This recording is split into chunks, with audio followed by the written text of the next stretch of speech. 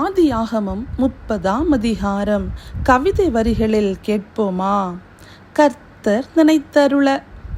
ராகேல் தான் பிள்ளை பெறாததைக் கண்டு தன் மனமும் புண்ணாக, என் வீடு கட்டப்படும் என்று வேலைக்காரியை கொடுக்க போட்டியும் பொறாமையுமாய், தான் நப்தலி பிறக்கவே லேயாளும் தன் வேலைக்காரியை கொடுக்க காத் ஆசேர் பிறந்தனர்.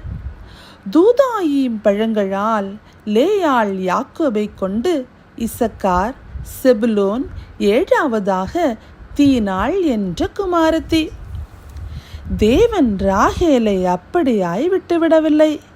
தேவன் ராகேலை நினைத்து அவள் நிந்தையை நீக்கி யோசேப்பை கொடுக்க, யாக்கோபு தன் தேசத்துக்கு திரும்பி போக மாமனிடம் கேட்க, உன்னால் கர்த்தர் என்னை ஆசீர்வதித்து கொஞ்சமானதை பெருக்கினாரே என மாமனாரும் மகிழ, இனிமேல் யாக்கோபின் நீதி விளங்க புள்ளியும் வரியும் கருப்புமுள்ள செம்மறி ஆடுகளும் வெள்ளாடுகளையும் பிரித்து சம்பளமாய், புன்னை வாதுமை அர்மோன் மரங்கள் கொப்புகளை வெட்டி வெண்மை தோன்ற பட்டைகளாய் உரித்து பொலியும் பலத்த ஆடுகளுக்கு எதிராக போட, இதோ கலப்பு நிற புள்ளியும் வரியும் குட்டிகள் பிறந்தன.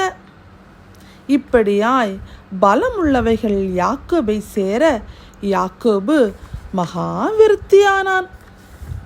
கர்த்தர் நம்மை நினைத்தருள எதிர்பாராத பலத்த கிரியைகளும் அதிசயங்களும் நிச்சயமாமே. காத்திருப்பும் பொறுமையும் நம்மை பலசாலிகளாய் மாற்றுமே.